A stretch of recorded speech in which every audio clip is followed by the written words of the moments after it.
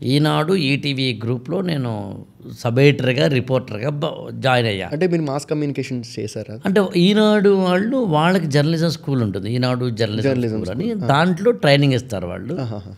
Around 9 months training. ఆ training అయిపోయిన తర్వాత వాళ్ళు జాబ్ ఇస్తారు.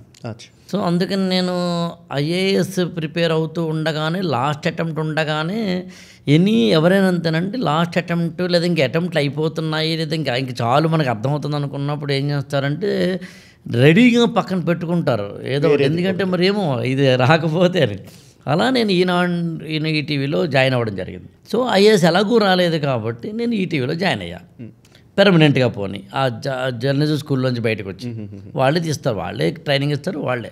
అది ఇప్పటికీ ఉందండి ఆ సంస్కృతి వారికి. పాయింట్ అలా ఏంటంటే నేను తయారు చేసుకున్న నోట్స్లు వాటన్నిటిని పుస్తకాలుగా వేయడం జరిగింది. అంటే నేను ఐఏఎస్ ప్రిపేర్ అయ్యాను 4-5 ఏళ్ల పాటు. మన దగ్గర మంచి పుస్తకాలు ఎత్తుంటాయి యాక్చువల్గాను. ఆ నోట్స్ రాసుకుని ఉంటాం కదండి, వాటన్నిటిని తీసుకుని విజేత కాంపిటీషన్స్ అని ఒక మ్యాగజైన్ వాళ్ళు పుస్తకంగా వేశారు. Telugu literature, anthropology బుక్స్గా.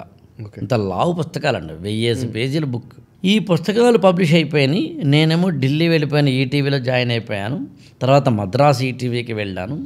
ఆ తర్వాత హైదరాబాదు రామోజీ ఫిల్మ్ సిటీలో రిపోర్టర్గాను, సబ్ ఎడిటర్గాను, ఆర్టికల్స్ అవి కూడా.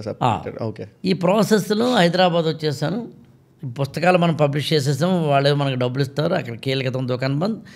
మనకేంటి జర్నలిజం ఏమాత్రం వీలున్నా జర్నలిజం నుంచి సినిమా ఫీల్డ్లోకి వెళ్ళాలి. అలా ప్లాన్ చేసుకుంటున్న రోజులు అవి. ఈ ప్రాసెస్లో మీకు 2000-2001 అనేది .com బూమ్ విపరీతంగా ఉంది. అప్పుడే స్టార్ట్ అయింది. అందుకే నేను webdunia.com అని ఒక వెబ్సైట్కి కంటెంట్ ఎడిటర్గా జాయిన్ అయ్యా. అంటే ఈటీవీని వదిలేసి. ఓకే. హైదరాబాద్ వాళ్ళ ఆఫీస్కి నేను చీఫ్ సబ్ ఎడిటర్గా ఉన్నాను. చీఫ్ కాపీ రైటర్ అంటారు దాని. webprapancham.com తెలుగు వెర్షన్ దానికి ఉన్నాను. ఈ ప్రాసెస్లో నేను ఎలాగైనా సినిమా ఫీల్డ్కి వెళ్ళాలనే ఉద్దేశంతో మళ్ళీ జర్నలిజాన్ని వదిలేసి సినిమా ఫీల్డ్కి వెళ్ళా. వాళ్ళు ముఖ్యంగా దాసనారాయణరావు గారి దగ్గర ఇతరత్ర వర్క్ చేస్తూ. ఓకే.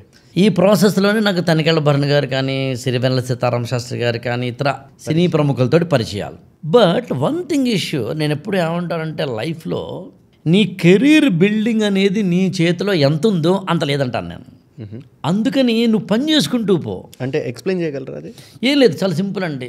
నేను ఇది అవ్వాలని వస్తాం.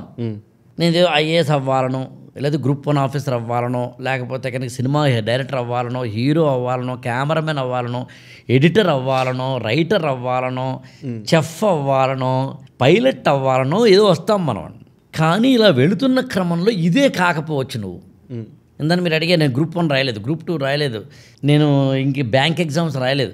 అయితే ఐఏఎస్ ఒకటే మాట, ఒకటే బాణం, ఒకటే పరీక్షలాగా. కాకపోతే సినిమా, ఈ రెండు తప్ప ఇంకోటి నా మైండ్లో లేదు. కాబట్టి నేను ఐఏఎస్ రాశాను, రాలేదు. రాకపోతే గ్రూప్ 1 లేదు, ఏం లేదు, డైరెక్ట్గా సినిమా. ఇది సినిమా ఫీల్డ్లో ఏం చేసేవారు? Script writing, direction, TV serials direction. ఇలా మీకు తెలియదే ఉందండి, సినిమా ఫీల్డ్లో మనం మొదట్లో బిగినింగ్లో ఎన్ని రకాలుగా చేస్తాం, అన్ని రకాలుగా అన్నీ ఈ ప్రాసెస్లో నాకు డబ్బులు ఒకటి రావట్లేదు. ఎందుకంటే ఎవరు వెంటనే బిగినింగ్లో ఇవ్వరు. అందువల్ల ఇవాళ ఉన్నంతగా కూడా ఆ రోజులు ఇచ్చేవారు కాదు. అండ్ దానికన్నా ఇంపార్టెంట్ ఏంటంటే ఎక్కడో నేను చదువుకున్నది వేరు కదా, నేను చేస్తున్నది వేరే కదా, ఏంటో సంథింగ్ సింక్ అవ్వట్లేదే అనే ఒకనొక తర్జన భర్జన జరుగుతుంది. Sir, before we talk about the step you're talking, మీ ఫినాన్షియల్ బ్యాక్గ్రౌండ్ తెలుసుకోవచ్చా? అంటే మా నాన్నగారు, మీ నాన్నగారు, మీ family financial background middle class అండి. ఎందుకు అడుగుతున్నానంటే సార్, ఇప్పుడు మీరు ఒక ఇన్స్టిట్యూషన్లో, సొసైటీలో ఒక మంచి పేరున్న వ్యక్తిగా మీరు ఉన్నారు. మీరు చాలామంది స్టూడెంట్స్కి ఇన్స్పిరేషన్గా ఉన్నారు. And if I'm not wrong, ఫినాన్షియల్గా కూడా పర్లేదు బాగానే సెటిల్ అయ్యి ఉంటారు. ఖచ్చితంగా. ఈ పొజిషన్కి మీరు సివిల్స్ ఇంటర్వ్యూ వరకు వెళ్ళి, ఐఎమ్ సారీ పోయింది, ఖచ్చితంగా పోయింది. సివిల్స్ ఇంటర్వ్యూ పోయి మధ్యలో మీరు సినిమాలకు వచ్చారు. సినిమాలకి రావడం అంటే మీకు ఆల్రెడీ తెలిసే ఉండాలి దట్ సినిమాల్లో డబ్బులు రావు అని తెలిసి ఉండాలి.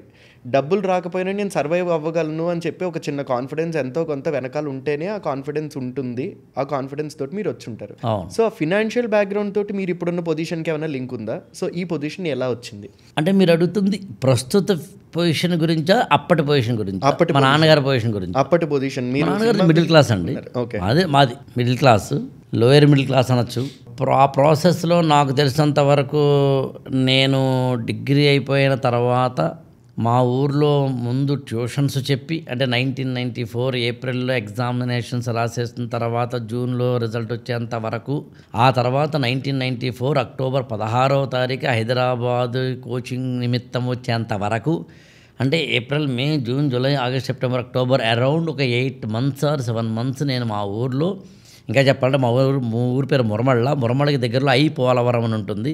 ఆ ఐలాండ్ పోలవరంలో నేను 2 మిత్రులం కలిసి ఒక కోచింగ్ సెంటర్ పెట్టారు.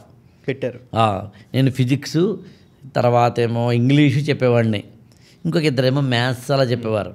సో అందుకని నేను చాలా కన్సిడరబుల్ అమౌంట్ సంపాదించుకున్నాను. అది మా నాన్నగారి చేతిలో పెట్టి నేను హైదరాబాద్ కోచింగ్కి వెళ్తానండి. కాబట్టి నాకు నెలకి అప్పట్లో 1000 రూపాయలు పంపించేవారు. అంటే దాని అర్థం మా నాన్నగారు పంపించలేరు అని కాదు, పంపించలేదు అని కాదు, ఆయనకి ఖచ్చితంగా పంపించే స్తోమత ఉంది. ఆ మాత్రం వేలకు వేలు పంపించలేకపోవచ్చు, కానీ 1000 రూపాయలు పంపించేంత ఉంది. అండ్ నేను చదువుతానంటే ఖచ్చితంగా నన్ను అంటే ఎంకరేజ్ చేసే ఫ్యామిలీ సిస్టమ్ అప్పటికి వచ్చింది. ఎందుకంటే మా పెద్దన్నయ్య ఆల్రెడీ డిగ్రీ అయిపోయింది, సెటిల్ అవుతూ ఉన్నాడు, మా రెండో అన్నయ్య ఆల్రెడీ జాబ్ చేస్తున్నాడు. కాబట్టి నాకు మరీ అంతేమీ హ్యాండ్ టు మౌత్ కాదు. కానీ మనకి ఎలా ఉంటుందంటే ఐఏఎస్ 4 ఏళ్ల పాటు నాన్నగారి డబ్బులతోటి మాత్రమే మనం హాయిగా బతికి, హఠాత్తుగానేమో మంచి ఈనాడులో ఈటీవీలో జాబ్ వస్తే అచ్చేయడం మానేసి తింగర పనులు చేసి మళ్ళీ సినిమా అని చెప్పి ఈ ఓవర్ యాక్షన్ చేసినప్పుడు ఇంట్లో వాళ్ళు కూడా కొద్దిగానైనా ఆలోచిస్తారు. ఈలోగా మనకి ఈనాడు, webdunia.com ఇవన్నీ అయిపోయిన తర్వాత సెటిల్ అయ్యాం కదా అని చెప్పి మ్యారేజ్ అయ్యింది. సో అలాంటి పొజిషన్లో నేను మా నాన్నగారి నుంచి డబ్బులు తీసుకోవడం భావ్యం కాదు. సినిమా ఫీల్డ్ ఏమో అప్పటికి నాకు అంత డబ్బులు ఇవ్వటం లేదు. And more over very important point ఏంటి అంటే, నాకు ఎక్కడో ఇది కాదేమో నేను చేయాల్సింది అనిపించడం. రైట్. అండ్ వెరీ ఇంపార్టెంట్ అండి,